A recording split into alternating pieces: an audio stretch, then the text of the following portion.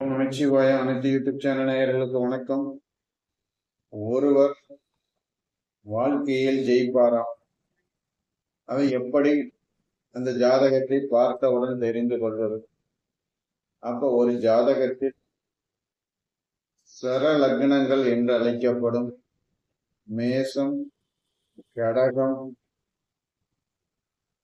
துலாம், மகரம், இந்த 4 வீடுகளிலும் கிரகங்கள் அமர்ந்து இருந்தால் அந்த ஜாதகர் நிச்சயம் அதனுடைய திசா புத்தி காலகட்டங்களில் முன்னேறி விடுவார், ஜெயித்து காட்டுவார். ஏனெனில் சர லக்னம் ஒருவருடைய வாழ்க்கைக்கு கட்ட அமைப்பை தரக்கூடிய லக்னம். என்னுடைய சேனலை சப்ஸ்கிரைப் செய்து கொள்ளுங்கள். நன்றி, வணக்கம்.